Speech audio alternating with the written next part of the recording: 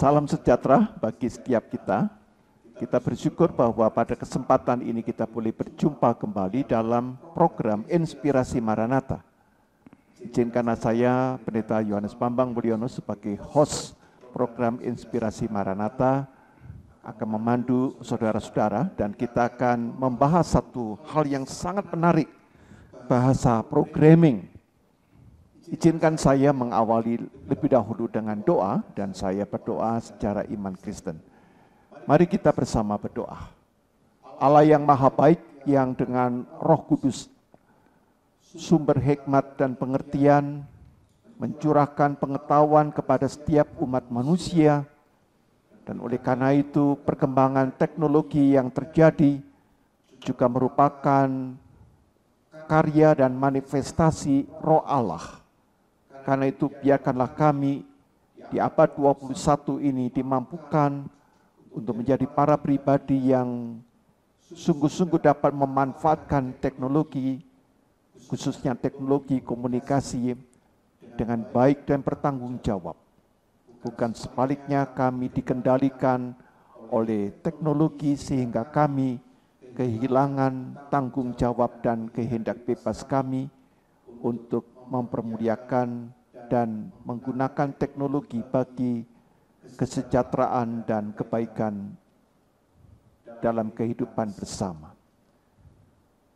Berkatilah ya Tuhan acara ini dari awal sampai dengan akhirnya. Kami menyerahkan di dalam nama Tuhan kami Yesus Kristus. Amin. Saudara-saudara, pada kesempatan kali ini kita akan membahas satu tema, tren bahasa pemrograman komputer, regular versus visual. Nah, pada kesempatan ini kita sudah dihadiri oleh seorang narasumber yang sangat kompeten, yaitu Bapak Teddy Markus Zakaria. Selamat datang Pak Teddy Markus. Ya, selamat datang. Silakan Bapak memperkenalkan diri Bapak kepada para pemirsa. Silakan Bapak. Baik, pemirsa, perkenalkan saya Teddy Markus Zakaria.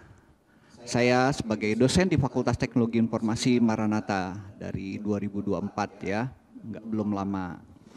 Kebetulan saya dipercaya pada kesempatan ini saya sebagai Dekan Fakultas Teknologi Informasi. Kami atau saya ingin berbagi bersama Pak Yohanes Bambang ya dalam acara hari. Ya, seperti itu ya Pak. Pak Teddy juga adalah seorang dekan ya? Iya betul.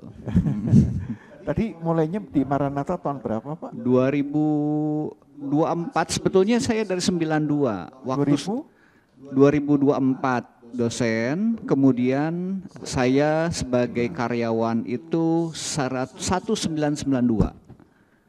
Dari 1992. Jadi ketika masuk saat itu saya sebagai karyawan sebagai programmer di Maranatha. Jadi sudah di Maranatha berapa tahun itu Pak? Berapa tahun ya? 92 ya, 92 ya, 30 tahun wow, ya. Ya lama. Sebentar lah Pak. 30 tahun loh ya, lama sekali ya. Iya. Nah, saudara-saudara, kita akan membahas satu tren bahasa pemrograman komputer. Saya yakin memang ini tidak mudah, tetapi kita adalah insan-insan yang hidup di abad 21, mau tidak mau kita juga harus mengenal dan belajar juga tentang bahasa pemrograman ini ya, bahasa programming begitu. Betul, ya. Betul, bahasa programming. Ya, Pak Teddy, apa itu ya Pak yang dimasukkan dengan programming language itu ya, atau yang disebut dengan bahasa programming itu ya? Iya. Saya yakin bahwa pemirsa ini hampir seluruhnya ini tidak terlalu memahami, dan karena kita juga tidak terlalu tahunya ya ada bahasa cinta atau bahasa resep masakan gitu ya. Tapi kita ingin ya mengetahui ini realitas yang juga harus kita akrabin. Silakan Pak Teddy. Betul ya. Ada namanya programming language, itu sebuah bahasa ya. Bahasanya sebetulnya bahasa komputer. Bahasa komputer. Betul. Jadi ketika kita berkomunikasi dengan komputer, dengan mesin, itu perlu satu bahasa. Kenapa? Karena berbeda antara mesin dengan bahasa manusia. Sama seperti kita pun ketika berbicara dengan orang asing, kita perlu bahasa asing gitu. Kita perlu ngobrol dengan Pak Yohanes, perlu bahasa Indonesia supaya kita bisa berkomunikasi gitu kan ya. Nah, ketika kita mau berbicara dengan mesin atau kita sebut dengan komputer, kita perlu satu bahasa. Kenapa? Karena komputer atau mesin itu tidak mengerti bahasa kita. Ya, walaupun sekarang peralatan-peralatan ketika bilang Google, Hai Google. ya, hai Google, ya, saya mau ke Maranatha, tunjukkan jalan yang paling cepat gitu kan. Nah, kita itu bahasa manusia. Tetapi sebalik itu komputer itu, di balik itu dia tidak mengerti, harus diterjemahkan ke dalam bahasa mesin. Kita tahu bahasa mesin itu adalah awalnya itu dari 0101, seperti saklar. Cuma kalau saklarnya dipasang banyak, itu menjadi satu perintah yang unik gitu. Nah, untuk itu, untuk memberikan perintah pada komputer, kita perlu namanya programming language atau bahasa pemrograman istilahnya gitu kan ya. Nah, tujuannya sebetulnya bahasa pemrograman itu untuk melakukan sebuah tugas yang diberikan oleh kita. Pada manusia. Ya, pada komputer, dari manusia kepada komputer. Misalnya melakukan tugas. Kalau di awal-awal komputer itu ya diharuskan dia melakukan tugas, misalnya menghitung. Ya, sama seperti kita pakai kalkulator tuh. Ya, mau menghitung. Kalau hitungan yang banyak, kalkulator akan membantu sekali. Kita memberikan instruksi-instruksi seperti itu. Nah, kira-kira seperti itu sih bahasa pemrograman itu. Ya, sebetulnya nggak terlalu rumit juga karena bisa dipelajari lah, gitu kan. Sama seperti bahasa Inggris, bahasa Rusia, bahasa Korea bisa dipelajari. Gitu. Jadi seperti bahasa-bahasa asing pada umumnya. Betul, begitu, Pak, betul, ya. Nah, Pak, dalam pembuatan programming language itu ya, bahasa programming itu, kalau Bapak boleh menginformasikan, itu kan yang membuat manusia ya Pak ya? Betul, betul. Yang membuat manusia, ya. Manusia Pak ya. Dan itu kira-kira butuh berapa lama ya Pak untuk proses pembuatan? Saya kira abad 19 belum terlalu mengenal gitu. Atau mulainya di abad 20 atau mulai abad 21 ya Pak? Abad 20 ya, abad 20 ya, kira-kira 1950-an gitu kan ya, sudah mulai ada komputer-komputer mainframe gitu kan ya, gitu kan. Mulai di 1970 mulai banyak ya. Nah, PC itu di sekitar 1980-an yang seperti kita pakai ya. PC itu walaupun bentuknya masih besar gitu kan ya, dia harus ditaruh di atas meja. Laptop belum ada, laptop mungkin generasi berikutnya gitu kan ya. Gitu. Baik Pak, sangat menarik ya bahwa anggap aja ini kita juga banyak orang sekarang juga ingin belajar di samping bahasa Inggris, bahasa Mandarin, bahasa Korea. Kita juga harus tahu juga bahasa mesin gitu ya Pak. Iya. Nah Pak, bagaimana Pak dengan perkembangan bahasa programming tadi sudah disebutkan dari mesin ke manusia ya? Betul. Dari mesin ke manusia. Iya. Ya. Nah di sana kalau saya baca tulisan Bapak itu ada generasi 1, 2, 3, 4, 5. Wah ini keren banget itu ya, ada 5 generasi itu ya. Iya. Nah, silakan Pak Didi menjelaskan ini ya supaya makin pengetahuan kita ini makin luas. Iya. Oke, bahasa pemrograman itu awalnya emang dari bahasa mesin gitu kan ya. Disebutnya juga machine language. Jadi ketika kita memberikan perintah pada komputer, kita harus mengerti. Misalnya kita mau nambah aja 5 tambah 2 gitu kan. Kalau kita 7. Komputer nggak ngerti 2 itu apa, 5 itu apa gitu kan. 2 itu kita harus terjemahkan kodenya. Misalnya 0010. 0010. Satunya itu angka 2 gitu kan ya. Nanti 5 juga sama gitu kan. 0110. 110 gitu. Nah, kadang kan kita bingung gitu kan. Bahasa mesin ini karena kita pakainya angka 010101. Begitu juga operatornya tambah kan, nanti ada kodenya lagi gitu kan, itu bikin rumit sekali gitu kan. Makanya ketika awal-awal ya emang komputer adanya seperti itu gitu kan ya, karena dia hanya mengerti 0101. Kalau di rentet 0101 nya itu kan menjadi satu perintah gitu kan ya. Nah itu generasi pertama gitu kan ya. Saya belum mengalami lah generasi pertama gitu kan ya. Nah di generasi kedua orang membuat lebih mudah lagi, ada namanya assembly language. Jadi perintah-perintahnya misalnya untuk nambah pakai add gitu kan ya, nggak pakai 0101. Tapi sebetulnya nanti assembly language itu pun diubah juga ke dalam bahasa mesin. Semua bahasa itu pasti nanti diubah ke dalam bahasa mesin. Nanti ada mesin lagi yang mengkonversi dari assembly itu ke bahasa mesinnya gitu kan ya. Nah itu generasi kedua assembly. Saya pernah ngalami itu assembly itu. Cuman untuk bikin program juga masih rumit. Untuk buat jam aja saya perlu 4 halaman. Bikin jam maksudnya jam? Nampilkan jam. Nampilkan jam. Jam yang berputar begitu? Enggak, jam yang digital. Digital gitu? Jam digital aja gitu, itu sampai 4 halaman gitu. 4 halaman, membuatnya pun lama gitu kan ya. Ya perlu beberapa, mungkin sejam bisa 2 jam gitu kan ya, untuk buat nampilkan itu aja. Nah itu masih terlalu sulit juga. Nah ada generasi ketiga gitu kan ya, procedural language. Jadi procedural language ya, ini istilah-istilah lah teman-teman ya, jadi nanti bisa lihat juga nanti di internet gitu kan ya. Nah dengan procedural language itu lebih mudah dimengerti lagi. Kita bisa kenal nanti input, output, proses, nanti rumus-rumus juga kita sudah tinggal bisa pakai rumus-rumus matematika, kita punya rumus-rumus yang lain gitu bisa tinggal gunakan aja. Bahasanya lebih ke arah bahasa manusia, bahasa Inggris ya, karena kan penemunya banyak yang orang-orang barat gitu kan ya. Nah itu seperti itu, nanti ada istilahnya kayak basic, ada Pascal, ada bahasa C, oh banyak dari A sampai bahasanya sampai G atau apa gitu kan, cuma beberapa terkenal ya bahasa C gitu kan, sampai sekarang sih masih terkenal ya. C aja gitu kan ya. Dulu ada bahasa A ada, bahasa B ada, bahasa C ada, bahasa D lah. Orang kasih kode-kode seperti itu gitu. Nah itu di procedural language generasi ketiga ya. Nah di keempat ada model lagi yang namanya non procedural language ya. Jadi kalau itu prosedural kan kaku juga. Ya, urut-urutannya begitu. Urutannya. Jadi ketika bikin program urutannya harus seperti ini gitu kan. Ya. Satu sisi memudahkan kita untuk buat program, tapi kadang-kadang jadi rigid gitu.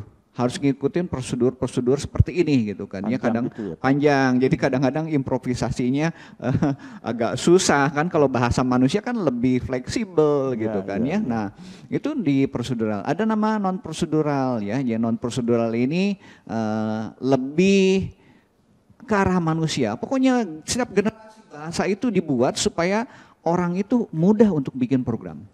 Lebih mudah ya? Lebih mudah gitu kan ya. Efisien. Lebih cepat, lebih efisien, lebih efektif gitu kan. Kalau ketika bikin program, kalau kita lihat aduh baris di dalam program itu bisa puluhan ribu, bisa ratusan ribu gitu kan. Ya makanya kita kerja kalau misalnya proyek yang besar harus tim ya, harus tim. Nah dengan adanya bahasa-bahasa seperti ini, orang jauh lebih mudah ketika bikin program, ya. Nah itu keempat. Kemudian nanti yang kelima itu ada namanya natural language processing. Waduh, natural ya? Natural. Nah ini lebih natural bagi manusia gitu kan ya. Nanti kita kenal misalnya dengan artificial intelligence, terus kita memberi perintah pada komputer, pada handphone, kita pun udah bahasanya bahasa manusia. Ya, seperti itu. Hai Google, gitu kan. Ya, change your language, gitu kan ya. Atau misalnya kita tunjukkan ya cuaca atau apa, kita bisa bertanya. Nah, itu dengan ada generasi kelima. Jadi disebutnya intelligent language. Intelligent language, jadi gitu kan ya. Kecerdasan bahasa, gitu kan ya. Nah, sebetulnya di dalamnya program, tapi itu juga nanti ujung-ujungnya dari bahasa itu diubah ke dalam bahasa mesin. Karena tetap komputer itu walaupun kita mau pakai bahasa apapun, dia akan ubah juga ke bahasa mesin karena dia hanya ngerti 0101 itu gitu kan ya. Seperti saklar tuh, switch on off gitu kan ya. Iya, betul. Iya, kira-kira seperti itu sih ya perkembangannya ya. Menarik sih untuk dipelajari. Kenapa? Betul.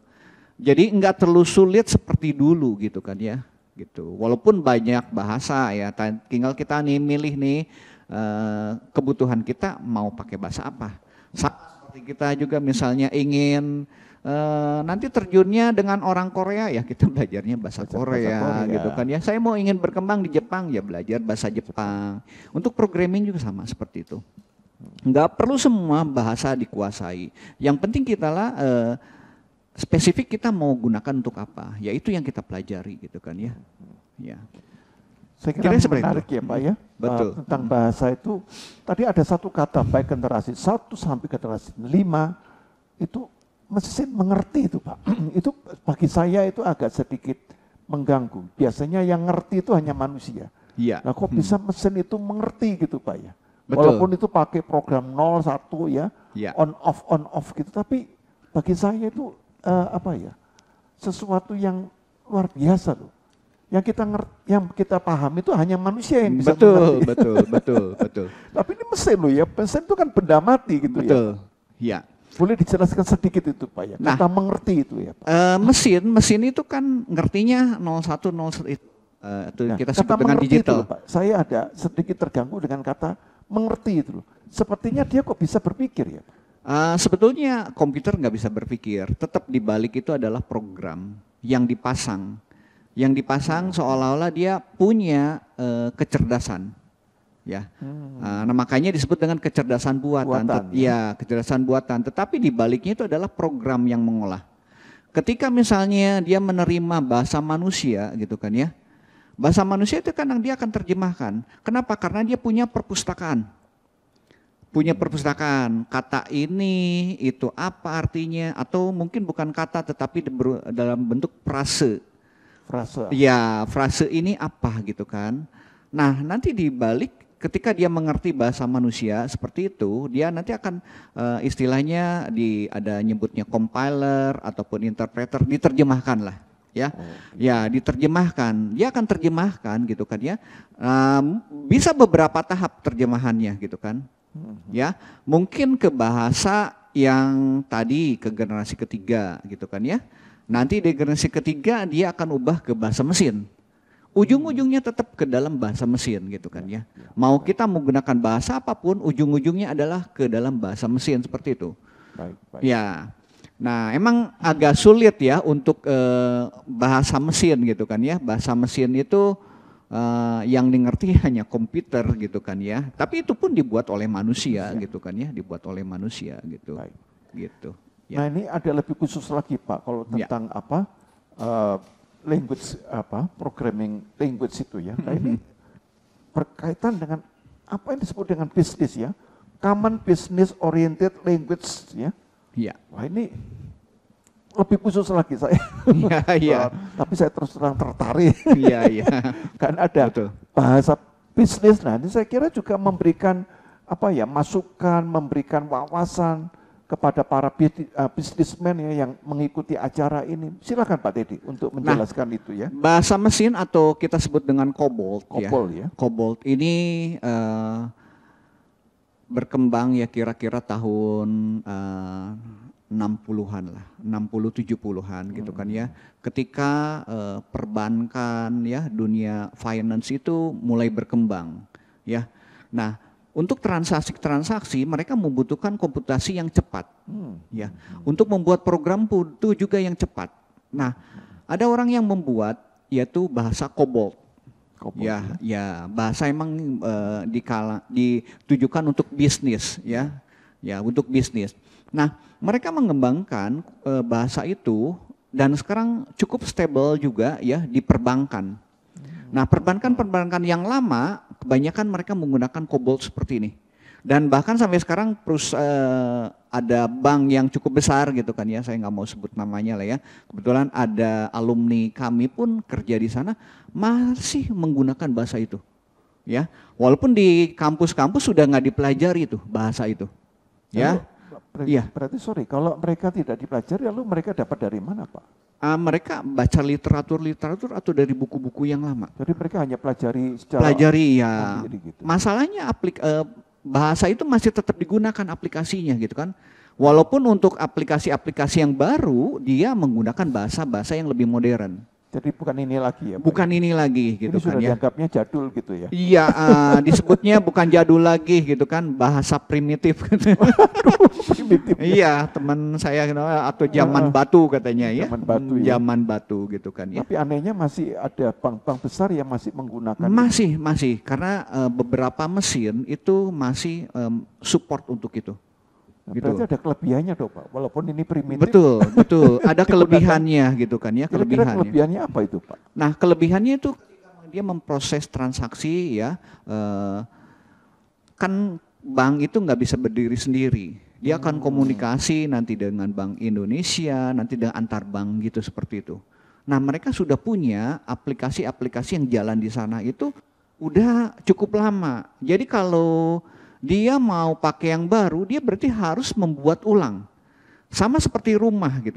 Kita punya bangunan nih, bangunan ini masih berdaya guna gitu kan ya, walaupun kurang udah tua. Namun ketika kita pengen bangun baru kan butuh waktu, butuh resource gitu kan ya, butuh dana gitu kan untuk ngebangun ini. Ya, kalau ini bangunan dihancurin dulu gitu kan. Nah, sementara membangun yang baru gitu kan ya, yang ini tetap dipertahankan sampai jalan, sampai katakanlah yang generasi barunya ini terbentuk, mungkin itu dihancurkan. Nah, kapan itu kami tidak tahu. Ya, jadi mungkin dari segi bisnisnya mungkin masih punya peran, ya punya peran begitu. Oke, menarik ya, pemirsa ya, ulasan ini ya. Dan kita akan lanjutkan setelah yang satu ini.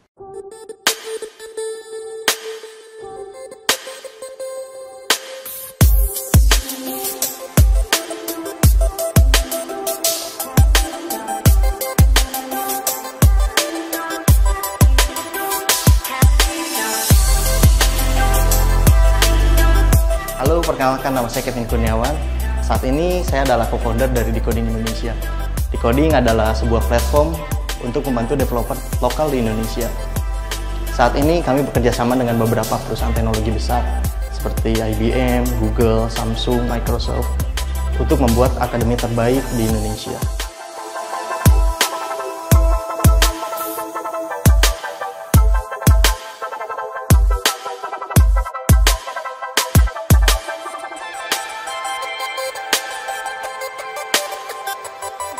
Saya IT Maranatha.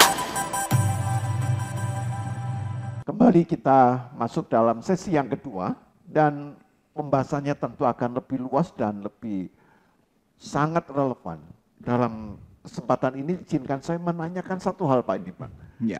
Tentang formula translator ya. Jadi ini penerjemahan ya Pak ya. Ya. Yang disebut dengan Fortran ya. Ya, Fortran. Itu Fortran, bagaimana Pak untuk pelaksanaan atau tugas-tugas penerjemahan yang dilakukan oleh Google yang selama ini kita kenal atau mungkin dalam konteks yang lain Pak ya? Konteksnya agak lain ya. Fortran itu tahun 1980-an cukup terkenal ya. Ada satu bahasa lagi yang tadi kan Cobalt itu buat ya, bahasa bisnis lah di perbankan ya. Ada Fortran itu buat para scientist. Mereka ketika menghitung ya, kalau pakai kalkulator kan terbatas sekali. Nah, ada satu bahasa yang membantu mereka. Membantu mereka ketika mereka mau menghitung hitungan yang cukup panjang, cukup detail gitu kan. Ahli-ahli matematika gitu. Ahli matematika, betul. Fisika, begitu. Iya, betul. Nah, bahasa itu digunakan saat itu. Ya. Kebetulan saya pernah pakai ini juga gitu kan ya.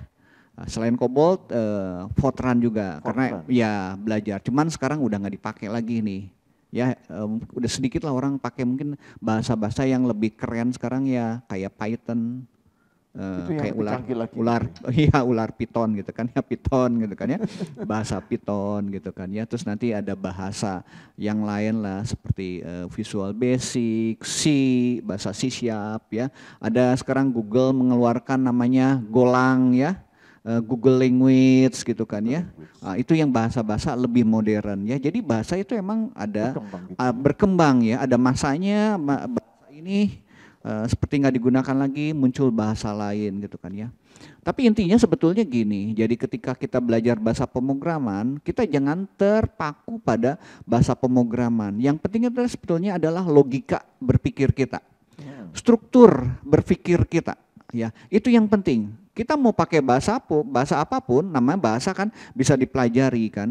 Strukturnya itu adalah kita yang membuat, kita yang menyusunnya. Sintak-sintak yang ada kita yang menyusunnya.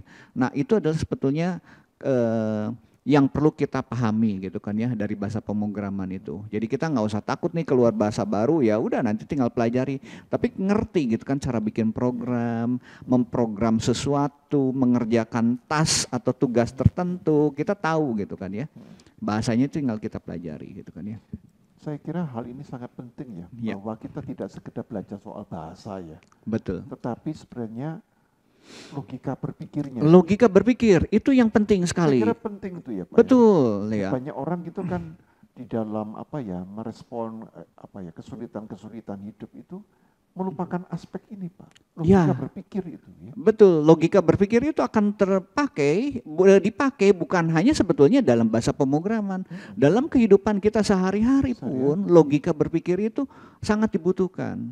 Makanya di luar negeri gitu kan ya, mereka itu belajar ada namanya computational thinking, cara berpikir komputasi. Bukan berarti kita mengikuti komputer, bukan. Tetapi kan komputer kan kalau dia kerja itu kan lebih terstruktur, ada alurnya gitu kan ya. Walaupun kita bisa improvisasi. Nah, computational thinking itu dipelajari dari SD. Di Indonesia itu baru ya. Kita pun ada namanya, kita pun jadi biro Bebras ya. Bebras itu yang mengembangkan computational thinking di Indonesia ya. Kita kerjasama dengan Toki gitu kan ya, yang Olimpiade Bebras Indonesia juga kan ya. Nah kita udah 3 tahun tuh ngembangin itu, melatih guru-gurunya untuk bisa atau mengerti cara berpikir komputasi gitu. Nah itu nanti gurunya sendiri nanti akan ngajar kepada siswa-siswa. Ya, kenapa seperti ini ya? Pemerintah kita juga tahu ya bahwa Indonesia itu ketika ikut lomba ya, ada lomba namanya PISA gitu kan ya. PISA itu salah satunya cara berpikir komputasi, logika salah satu itu. Ada lombanya setiap tahun, enggak setiap tahun lah, tiap 3 tahun lah gitu kan ya. Indonesia itu maaf kata ya, urutannya itu ya dari bawah gitu kan. Dibanding negeri-negeri yang lain gitu kan ya, negara lain gitu kan ya. Jadi ini kan satu katakanlah keprihatinan kita gitu kan ya. Nah kenapa bahasa pemrograman gitu kan ya, cara berpikir itu perlu diajarkan sebetulnya dari SD. Ya, dari kecil lah. Dari kecil lah gitu kan ya, apalagi dengan adanya era industri 4.0 ini ya. Pak Presiden Joko Widodo pun memberitahu gitu kan ya, dalam beberapa pidatonya ya, bahwa kurikulum yang ada di universitas, mungkin nanti di SMA, SMP ya, SD pun gitu kan ya, itu harus memasukkan ya, masukkan computational thinking seperti ini. Sebetulnya lagi uji coba nih di tahun 2020. Kebetulan ada dosen kami juga yang ikut terlibat dalam pembuatan bukunya gitu kan ya. Jadi sebetulnya ini harus dipelajari oleh semua siswa gitu kan ya, cara berpikir itu ya. Nah, saya kira hal ini sangat mendasar ya, betul, sangat fundamental logika berpikir ya, karena kalau kita tidak mempunyai kemampuan logika berpikir, maka yang kita lakukan dalam mengambil keputusan itu biasanya hanya sebuah warisan-warisan atau ya aturan-aturan yang sifatnya mekanik. Mekanis, ya. Betul. Jadi kita hanya menyampaikan apa yang dulu dikatakan orang tua kita katakan lagi. Betul. Apa yang dikatakan teman kita katakan lagi ya. Iya. Nah, jadi pola berpikir atau yang berpikir logik gitu ya, yang logis itu bukan hanya mengenai masalah alat ya dengan komputer, betul, tapi ini adalah berkaitan dengan kehidupan sehari-hari, betul. Akan bagaimana sangat kita bisa memasuki satu era ya, teknologi apalagi 4.0 ya, bahkan sudah dinaikkan lagi, jangan 4.0 deh, Society 5.0 itu kan, ya sudah 5 gitu kan, tapi kita masih berpikirnya ya jangan-jangan sampai disebutkan dalam bahasa kopol tadi, Bapak sebutkan primitif. Iya, bahasa sehingga primitif. Kita mengatasinya kemudian dengan apa? Dengan cara berpikir yang sangat sangat dangkal ya, betul, sehingga kemudian meresponnya juga lalu reaktif, emosional, dan tanda petik itu saya tangkap doktriner begitu ya. Iya.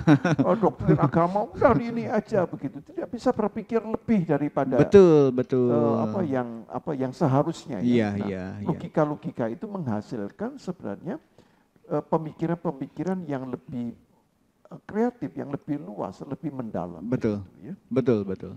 Nah, Pak Teddy, dalam ini juga ada yang namanya basic ya Pak ya, beginner, all purpose symbolic instructional code ya Pak. Betul. Ya. Nah ini menurut Bapak ini namanya kalau saya basic, ini kesan saya walaupun ini singkatan ya Pak. Apakah ini sudah diajarkan di bangku sekolah menengah atau kalau di Indonesia yang saya tanya di Indonesia tentunya ya, ataukah untuk kita di negara ini baru diajarkan di tingkat perguruan tinggi? Nah, basic itu ya 1980-an lah ya, cukup terkenal ya. Ya, itu diperkenalkan sebetulnya sekarang di Indonesia sudah mereka ya belajar lah bahasa basic gitu kan ya. Dari SD mungkin kalau nggak SMP lah ya, beberapa sekolah gitu kan ya. Beberapa sekolah ya? Ya, beberapa sekolah ya, yang nggak semua lah karena kan nggak ICT-nya atau Information Communication and Technology-nya ataupun peralatan-peralatan lab-nya kan nggak semua sekolah punya gitu kan ya, kan harus pakai komputer. Tapi mungkin dengan sekarang sih udah kebanyakan sudah mereka belajar ya. Nah mungkin selain bahasa basic ya mereka belajar juga bahasa Pascal ya, ataupun ada yang sekarang pakainya bahasa Python seperti itu gitu kan ya. Ya mereka belajar bagaimana memprogram komputer.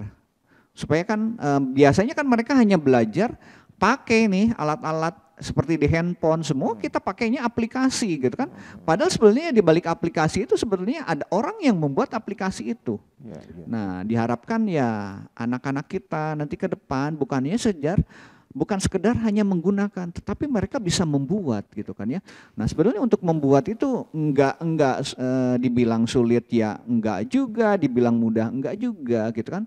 Itu bisa dibuat lah, bahkan beberapa anak-anak sekarang bikin program gitu yang ada di handphone itu mungkin hitungan menit atau hitungan jam udah bisa, karena ada tools-tools yang membantu seperti itu gitu. Iya. Dan memang kita harus mengubah paradigma bahwa peralatan teknologi kita ini memang membuat kita tuh hanya sebagai user. Sebagai user ya, sayang itu betul. Tapi kemudian mematikan kemampuan-kemampuan kita yang sebenarnya bisa lebih, yaitu sebagai seorang creator. Iya, desainer, creator, insinyur lah kalau itunya. Atau insinyurnya. Insinyurnya ya. Nah kita harus mulai melihat bahwa jangan kalau anak sudah memegang handphone itu sudah dianggap pinter gitu. Iya, mungkin hanya sekedar gunakan aja. Hanya main-main aja gitu ya. Bahkan kemampuan kritisnya sudah lemah. Ya. Tapi kalau kita melatih, nah sekarang mari kita ubah bahwa mari kita gunakan handphone atau peralatan kita ini, gadget-gadget kita ini untuk menjadi seorang creator, menjadi seorang desainer ya, tanda petik menjadi seorang insinyurnya. Insinyur betul. Sehingga kita ini benar-benar sebagai ini ya, kalau di dalam iman Kristen itu kita sebagai steward, penata layan, betul. Penata layan ya. Jadi kita melakukan penata layanan ya, stewardship gitu ya. Nah, baik, Pak, ada satu hal yang menarik dalam kaitannya dengan teknologi abad 4.0 ini, tapi juga berkaitan dengan apa yang disebut dengan memasuki era metaverse. Metaverse ya. Ini sudah banyak dibicarakan, padahal kita belum ketemu alat-alatnya ya, belum luas gitu ya. Tapi gaungnya ini sudah cukup menggema gitu ya. Nah, kira-kira apa yang dimaksudkan Pak dengan apa ya teknologi metaverse dalam kaitannya nanti menggunakan program visual? Nah, apakah program Visual Basic ini merupakan salah satu cara untuk mengembangkan teknologi secara visual? Nah, saya bertanya ini karena metaverse itu kan menggunakan apa yang disebut dengan virtual reality, ada augmented reality, betul. Oh, ada namanya live logging. Atau ada yang keempat namanya mirror world ya. Itu gimana itu Pak? Bisa dibantu menjelaskannya Pak? Oke, sebelum saya masuk ke bahasanya, language-nya ya, mungkin teman-teman tahu juga ya metaverse ini cukup booming ya. Sejak Facebook mengubah nama perusahaannya jadi Meta gitu kan, dia Termasuk kalau WhatsApp pun logonya sekarang logo Meta gitu kan ya, Meta ya. Nah, Metaverse itu sebetulnya sebuah perangkat ya virtual. Iya, virtual. Seperti ruangan ini gitu kan ya. Ruangan ini kan fisik, kita ada di sini gitu kan ya. Kita bisa duduk, Bapak bisa duduk, teman-teman juga gitu kan ya, seperti itu. Nah, itu ruang yang kita bisa tempati. Nah, Metaverse itu sebetulnya ruang virtual. Kita bisa tempati, tetapi mungkin bukan dalam bentuk fisik, tetapi dalam bentuk virtual. Ya, virtual. Misalnya kita punya ruangan seperti ini gitu. Ada meja, ada kursi gitu kan ya. Nah, kita bisa hadir secara virtual. Ya, secara virtual masuk gitu kan lewat program ya, nanti saya gitu kan Teddy ya mungkin nanti ada punya avatarnya gitu kan ya, istilahnya avatarnya gitu kan. Avatar atau fisik atau virtualnya dari saya gitu kan, kita bisa pilih ya, bisa pilih gitu kan. Nanti Pak Yohanes pun juga bisa masuk gitu kan di dalam ruang virtual seperti itu. Nah, kira-kira Metaverse seperti itu sebetulnya. Jadi tetap fisiknya adalah layar ya, ataupun gadget kita, ataupun misalnya monitor kita gitu kan ya. Tetapi seolah-olah kita itu ada di dalam sana gitu kan ya. Nah, itu Metaverse ya. Metaverse sebetulnya Metaverse ini pertama kali diperkenalkan oleh Neil Stephenson ya gitu kan ya, dalam sebuah novelnya gitu kan ya. Ketika buat itu pun nggak kebayang sebetulnya ya sampai ada sekarang gitu kan ya. Ya mereka hanya cerita di dalam novel itu ada ruang virtual gitu kan, di mana ada avatar-avatar yang bisa masuk gitu kan, seolah-olah kita ada betul di dunia nyata, padahal itu dunia virtual gitu kan ya. Nah, sekarang apakah ada Metaverse gitu? Sebetulnya ada ya, virtual ini udah ada lah, seperti kalau kita di game-game gitu kan udah bentuknya virtual gitu kan ya. Ya walaupun kadang-kadang hanya sebagian anggota tubuh kita yang masuk ya, ada yang sudah penuh juga, kita bisa seolah-olah bisa jalan-jalan, termasuk kayak gereja, termasuk sekolah juga ada virtualnya selain di game-game seperti itu gitu kan ya. Kita bisa masuk di dalam sana. Jadi ini menarik gitu kan ya.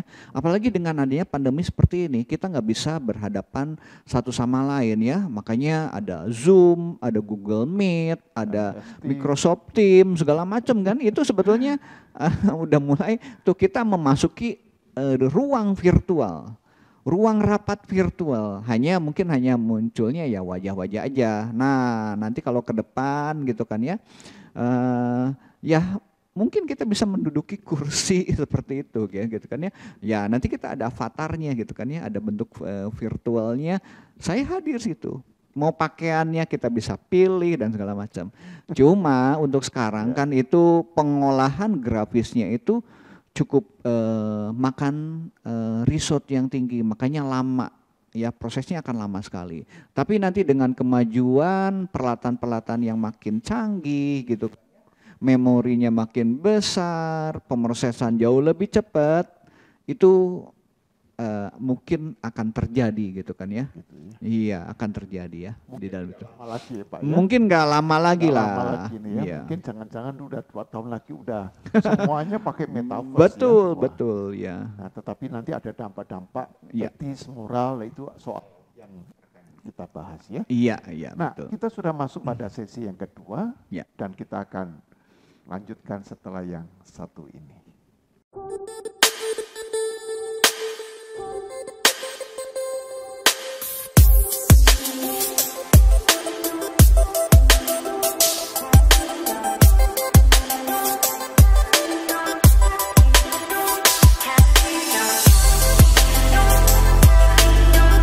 Halo, perkenalkan nama saya Kevin Kurniawan.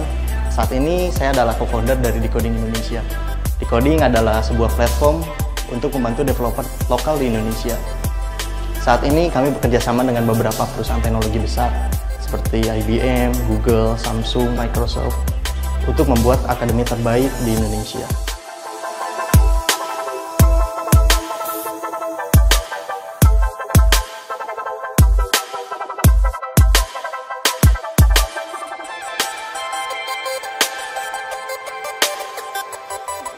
Saya IT Maranatha.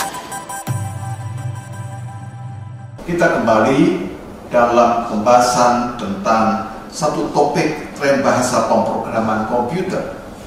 Pak Teddy, tadi kita sudah belajar banyak tentang programming ya, language gitu. Nah, di sini Pak, ini ada hal-hal yang mungkin teknis tapi juga membutuhkan penjelasan karena ini ada yang beberapa yang sudah familiar, misalnya Pascal program gitu ya, ada Smalltalk, lalu ada Java ini ya. Itu apa Pak yang perbedaan-perbedaannya lalu manfaatnya dengan program-program ini Pak?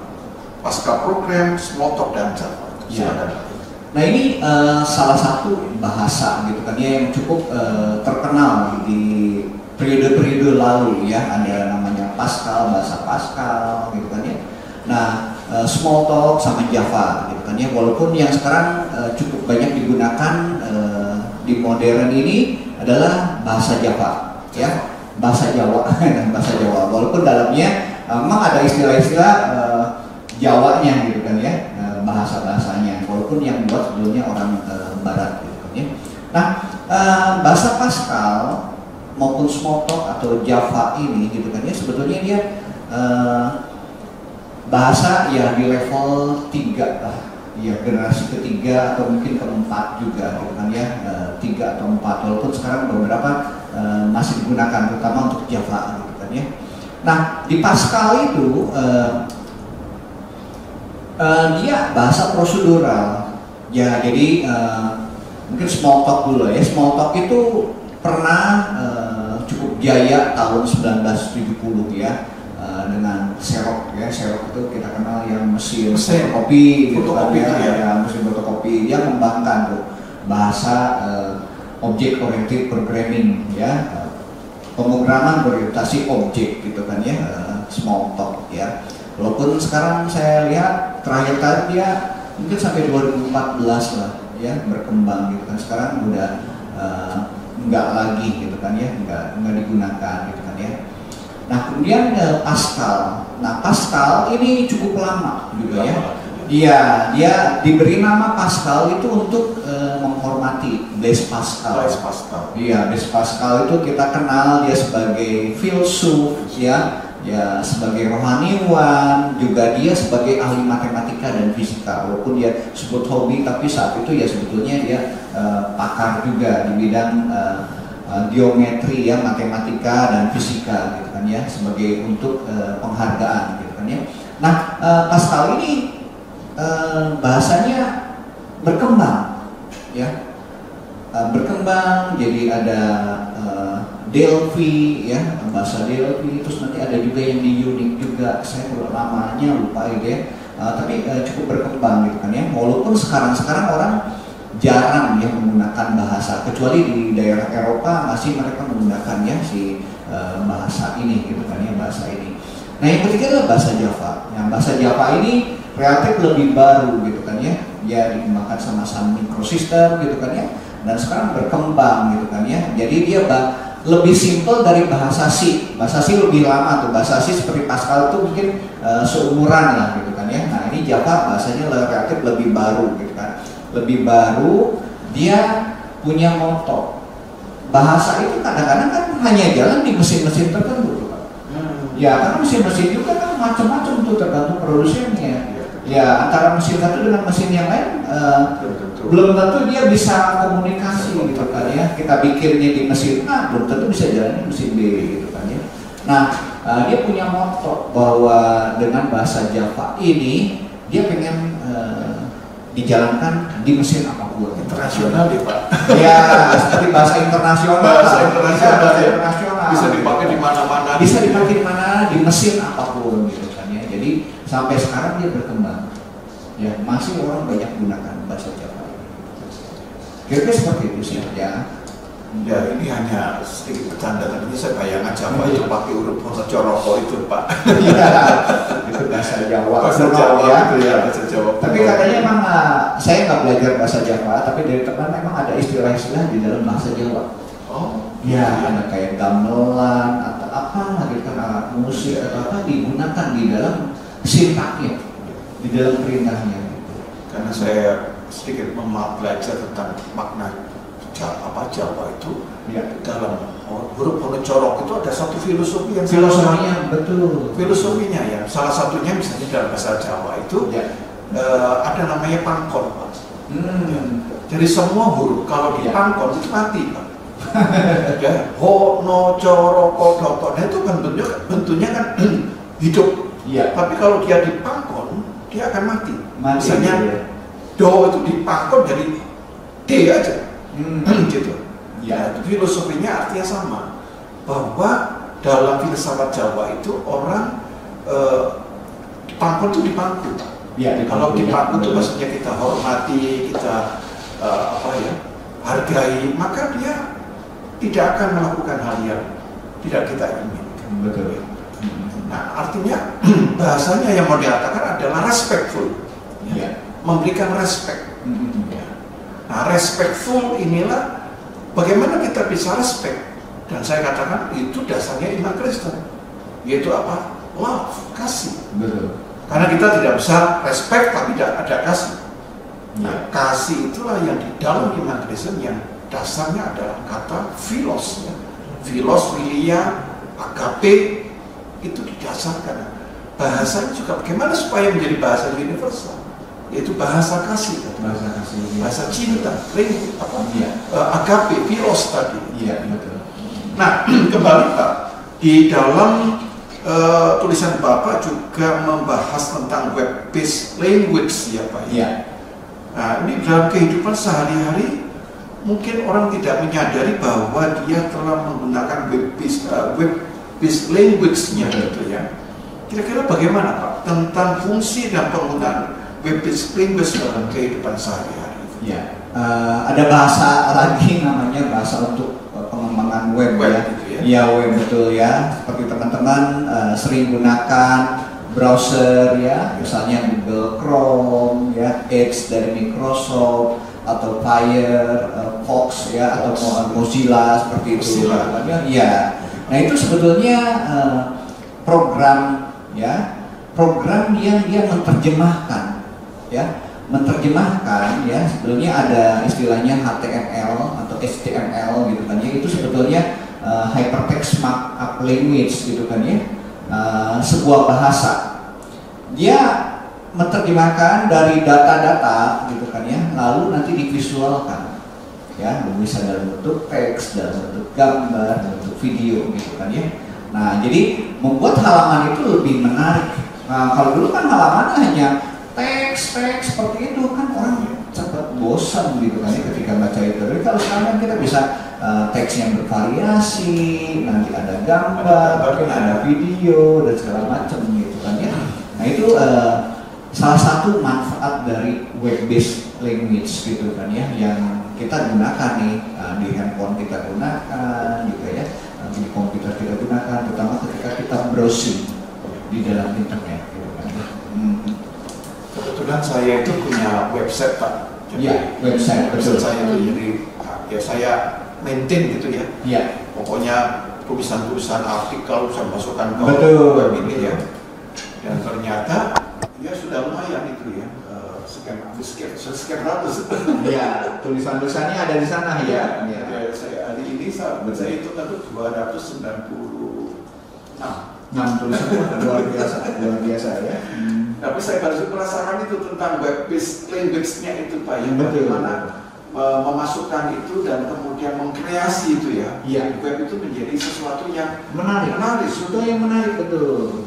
Jadi dibanding kalau kita hanya teks aja, tapi ketika kita punya konten masukan itu, dibalik itu supaya tampilannya lebih baik gitu kan ya. Teks itu nanti ada istilahnya markup language, ada script language gitu kan, yang sebetulnya dia mengolah tulisan-tulisan itu gitu kan ya, tampilannya jadi keren kan. Bahkan ketika kita ingin ubah temanya gitu kan, langsung ubah, bisa langsung ubah, kontennya tetap tapi tampilannya bisa berbeda gitu kan ya. Sama seperti kita misal punya ruangan gitu kan, kita pengen ganti layarnya, udah ruangannya tetap, layarnya aja kita ganti, backgroundnya kita ganti gitu kan ya. Nah, itu yang menarik sih sebetulnya Betul, dengan web-based language ini ya. Menarik Pak, saya siang sekali ya tentang belajar bahasa, bukan hanya bahasa yang kita kenal sehari-hari, bahasa Inggris, bahasa Mandarin, tapi juga bahasa mesin ini, ya. Bahasa programming ini rasanya sudah tiba saatnya kita pelajari, tapi saya berpikir utamanya bukan di soal bahasanya. Ya. Ini loh Pak, logika berpikirnya itu ya Pak, saya ya, logika berpikir itu sangat penting. karena banyak sekali kalau kita nih orang beriman tapi tidak punya logika berpikir Pak. Waduh, itu bahaya sekali. Bahaya, mekanis itu. Mekanis ya, jadi dia hanya tahunya itu perintah ya, X dan begitu atau A atau B begitu, tapi dia tidak bisa mengambil keputusan yang lahir dari sebuah pertimbangan. Nah, itu. Bahasa itu adalah mengajak kita pertimbangan. Pertimbangan ya. Logis gitu. Logis ya. Logis, realistik, tapi juga ada unsur etisnya. Betul ya. Nah itu yang sebetulnya nggak dimiliki oleh komputer. Komputer tuh kalau ketika diprogramkan dia melakukan gitu kan ya, walaupun natural ya. Nah Pak, ke depan kalau boleh saya lanjutkan itu akan banyak kebutuhan tentang application of visual programming language ya Pak. Ya. Jadi aplikasi-aplikasi visual, program visual dalam bahasa itu ya. Betul. Bisa Bapak bantu ya menjelaskan apa itu Pak application of visual programming language itu? Jadi ada satu bahasa pemrograman secara visual gitu kan ya. Kalau biasanya bahasa pemrograman reguler itu banyaknya dalam bentuk teks. Jadi kita memberikan perintahnya semua teks gitu kan ya. Dan harus urutan perintahnya. Kadang-kadang kita titik koma atau nggak ada komanya dia salah, nggak mau gitu kan, ada error tuh di situ gitu kan ya. Nah itu yang kadang-kadang membuat katakanlah para pemula ya atau orang-orang yang baru mempelajari bahasa pemrograman, aduh rasanya ribet amat kok belajar bahasa pemrograman ya. Bahkan kadang-kadang di perguruan tinggi gitu kan ya, ketika masuk nih ada mahasiswa masuk, aduh saya salah jurusan, bikin program ternyata sulit gitu kan ya. Sulit, padahal sebetulnya enggak juga gitu kan ya. Nah ada bahasa yang diciptakan orang namanya visual programming language. Jadi kita nggak nulis kode-kode bahasanya gitu kan ya, tetapi kita cukup drag and drop, mengambil dan menempatkan. Jadi nanti ada blok-blok mirip seperti puzzle. Oh iya. Nah, puzzle. Jadi kalau kita ingin membuat sebuah puzzle yang ada sebuah lukisan, kan kita ambil nih. Ini letaknya ada di mana, ini letaknya di mana, tinggal kita nyusun. Nah, kita kan punya logikanya kan. Oh, ini gambarnya nggak nyambung nih. Ini gambar nggak nyambung gitu kan. Oh, ini nyambung nih, betul lokasinya situ. Nah, ketika misalnya saya ingin jumlah ini 5 tambah 2. Saya tinggal tahu, oh berarti saya butuh data kan, saya simpan nih di satu gitu kan ya.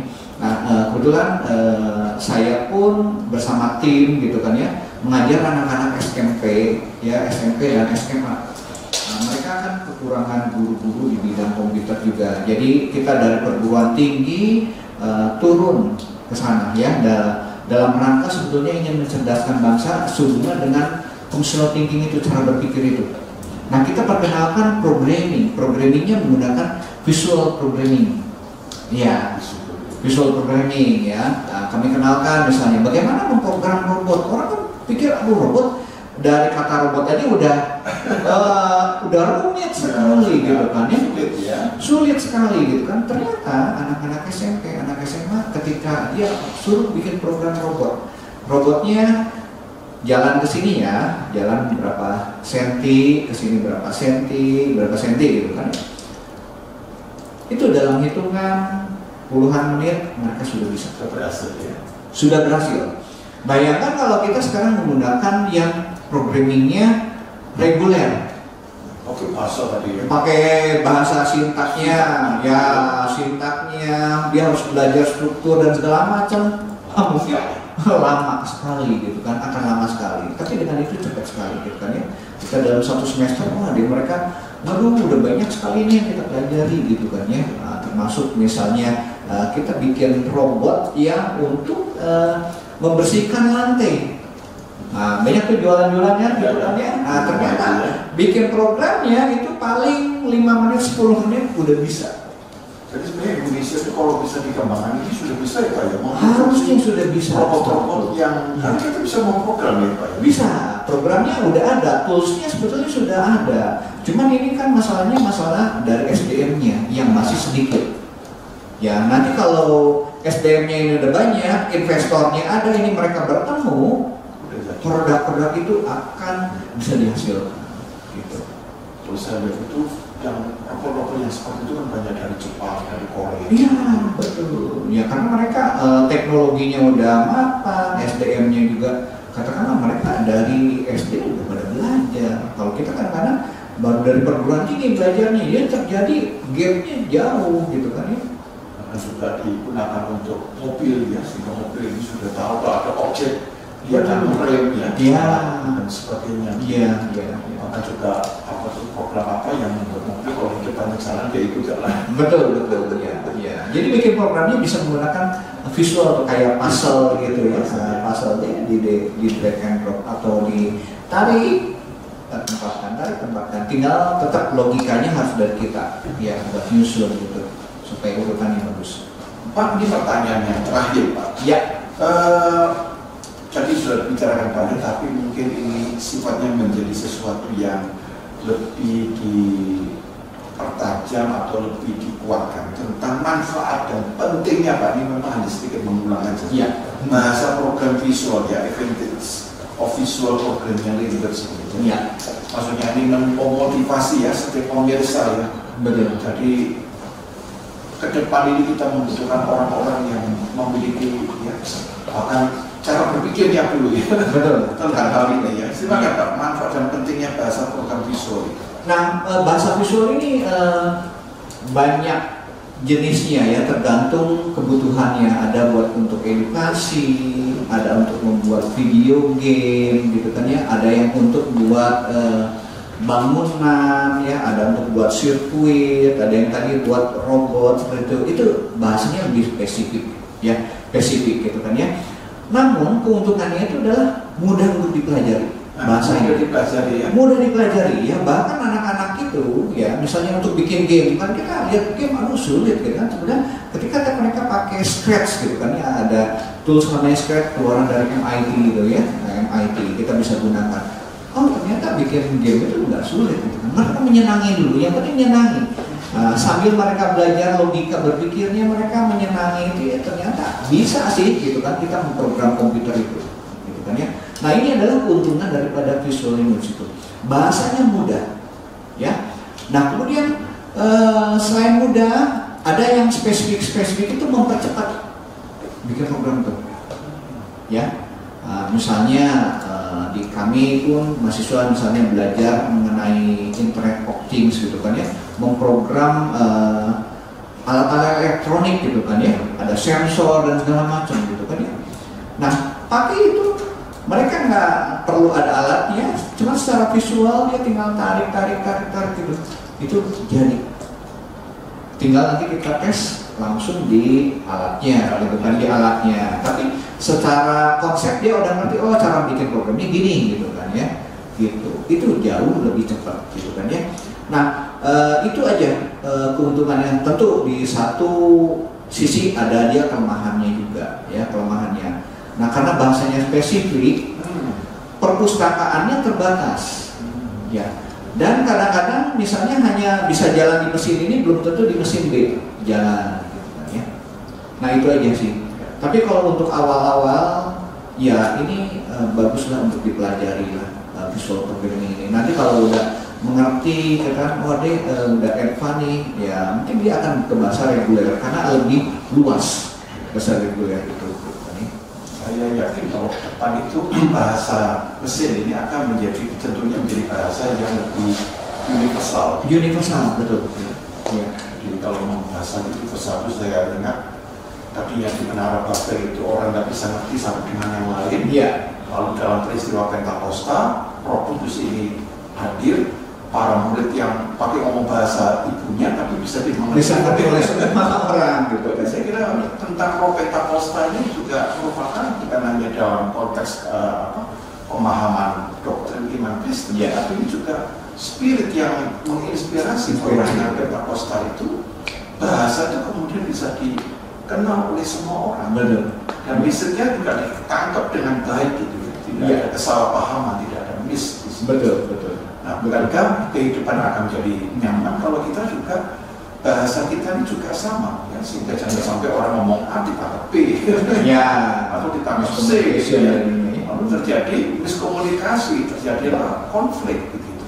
Ya. Nah, hidup akan harmonis ketika kita mempersepsikan satu hal itu dengan pemahaman yang tidak boleh bertentangan dari maksud aslinya. Betul, betul. Nah, disitulah kita membutuhkan logika berpikir. Iya. Dan logika berpikir menjadi sesuatu yang menyenangkan kalau kita punya passion. Ya. Iya. Orang senang sekali belajar itu senang. Betul. Nah, semoga ke depan ini bahwa Maranatha Fakultas Teknologi Informasi ini yang bisa memberikan sumbangsi lebih besar lagi. Iya. Betul. Ya. Ya, saya kira percakapan kita sangat menarik dan menginspirasi, dan semoga saudara-saudara juga samping belajar bahasa lain, belajar bahasa programming ini ya. Kiranya Tuhan memberkati, dan saya ucapkan terima kasih Pak Dedi. Ya, terima kasih pemaparannya yang kita akan akhiri dengan doa. Izinkan saya berdoa dalam iman Kristus. Tuhan Bapa yang Maha Baik, di dalam firman-Mu Engkau telah mengajar kami bagaimana kami mengatasi kekacau balauan karena peristiwa Menara Babel, di mana semua orang tidak mengerti apa yang dimaksudkan oleh orang lain. Tapi dalam peristiwa Pentakosta Engkau membuka perspektif, sehingga dalam karya melalui Roh Kudus Tuhan, bahasa itu dapat dimengerti oleh banyak orang. Kami boleh mengerti apa yang menjadi kehendak Tuhan, menghadirkan bahasa yang sungguh-sungguh menciptakan damai sejahtera dan keselamatan. Tuhan, berikan kepada kami Roh Kudus, agar kami sungguh-sungguh menjadi para insan yang terlatih di dalam logika berpikir kami, dan kami dasarkan dengan cinta kasih, dan cinta kasih akan mendatangkan kemampuan untuk menghormati, untuk respectful kepada sesama kami. Kami serahkan Tuhan kehidupan kami, Tuhan memberkati Pak Teddy Markus di dalam pelayanan, dan berkati pula Universitas Kristen Maranatha. Kami berdoa di dalam nama Tuhan Yesus Kristus. Amin. Amin.